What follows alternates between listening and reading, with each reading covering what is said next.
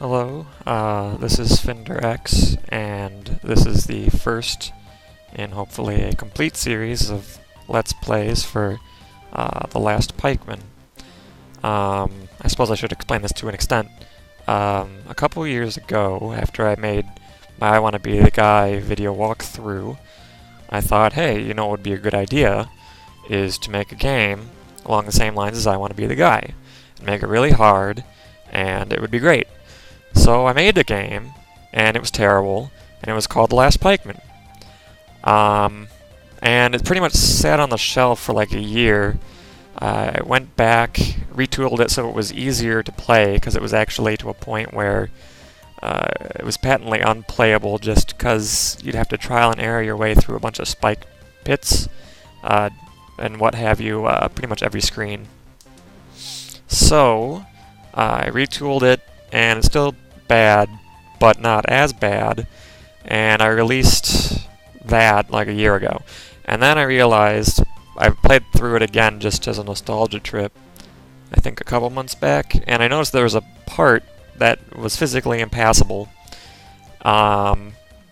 Just when I had made the editing, I deleted something that I shouldn't have. So I had to re-release the final version of The Last Pikeman, version 1.0, which I did about a month ago. And that was a relatively minor change. So I figured, you know, may as well do a Let's Play on it. I don't really have a whole lot of choice in the matter as to which games I do, just because, you know, this one's really short, so it wouldn't take that much time. That, and I know all the ins and outs. I have a unique knowledge of the game just because I made it. So why not? So here's the title screen for The Last Pikeman. We'll start a new game. I even implemented save slots. How exciting. And there's sort of a story.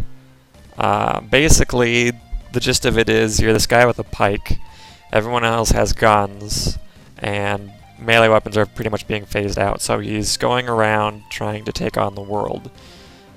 Briefly go over the controls, assuming any of you are actually planning to play this game. I'm going to post a link in the description, I think, just for shits and giggles. Pretty much the same I Want to Be the Guy controls, except that you don't have a gun, you should use a pike. And it's pretty much useless except for at key points in the game. And there are keys to do an immediate restart if you die. That's just for the impatient. I've never actually used it because the cooldown time is really short anyway. There are times where you might want to commit suicide. There's just some basic administrative functions. How to play, try not to die. There are little flags that you run into and you save. There are little files that save the data, credits, thanks, yes. So anyway, that's enough of that. So here we are on the first screen. So let's just go over this quickly. The yellow guy in the middle is the pikeman. He can jump up, do a pike. That's pretty great. This flag is the first flag in the game, and it marks the first save point. So you'll have a little INI file in the same directory as this executable, and it saves all the data. It's encoded through some bullshit encoding that I made up on the spot. So it's not super secure. You could probably break into it pretty easily. Not that it really matters, because it just dictates where you are on the screen and how far you've gotten. So this is the crossroads here. I should make a note of it that a lot of the content of this game is pretty much blatantly ripped off from I Want to Be the Guy, which is part of the reason that I'm not a big fan of this game. Although, you know, there's a certain quaint charm to parts of it that I just, you know, can't help but be a fan of. And, you know, I made it, so there's sort of a nostalgia factor there. But for the most part, it's fairly derivative compared to I Want to Be the Guy. This, of course, being similar to the crossroads in the game, except that there's really only two paths, left and right. That's written in Swedish. I decided to do that for some reason. Up you can't get to until you defeat all 4 bosses. There are 2 bosses per path. If you take the bottom path here, you fall into this room, which you cannot get out of because it is covered in spikes and there's no visible way out, so you just pretty much kill yourself. It's sort of a throwaway room, sort of a harbinger for things to come too, because it gets fairly difficult fairly quickly. So let's go with the right path, which is the first path. That guy's a machine gunner and I stabbed him with my pike. It looks pretty cool because of the blood effects. These little spikes are problematic. Ow.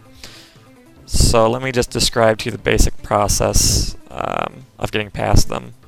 I'll have to wait until this gunner gets by. I think I might be forced to... Damn. Yeah, I'll be forced to take care of the spikes and then explain how to get past them later. But pretty much you just do a little twitch keyboard movements on the left and right keys, triggering the spikes, same with the spike trap, and then you just go by after it's trapped. Let me see here. There's some nice flowers made out of pixels, and there are some bunnies, and they will kill you if you touch them. Pretty much anything in this game will kill you, as far as I can recollect. Right here, a giant bunny falls from the sky, so you just have to trigger it and jump over. And then that guy explodes. Unless your timing with the pike is extremely precise, he'll probably blow up in your face and kill you. Here it's pretty close to that save flag, so it doesn't really matter. That star will kill you. Whoops, oh, I was not paying attention. So just jump over the suicide guy, watch out for the star. Now you're going to want to jump onto this platform, immediately, damn.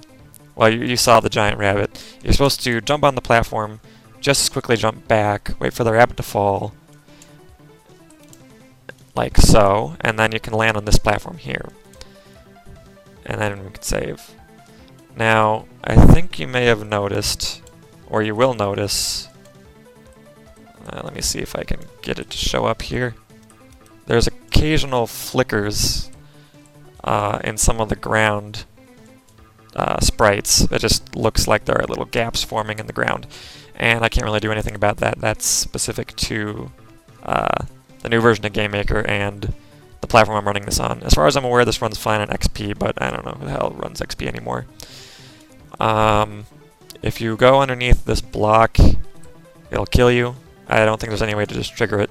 So you have to go above it and trigger that spike trap and then go by. Something of a side note, you can see the spike traps up there, but in the original version of the game, which was much harder, all these traps were above the boundary of the ceiling. So you couldn't really see where they were, and you could only really know their positions based on trial and error. So that proved to be unpopular, so I changed it so that they are very evident. Now on this screen, if you try to go to the right here, there is actually no wall. Let me go back. If you think that there is a wall there, try to jump up here, you can't make it. And if you hit that, well, let me illustrate that again. If you hit that button, that giant spike wall is basically going to just fall from a controlled rate of descent to a free fall. So that's super. So let's just go through the regular door here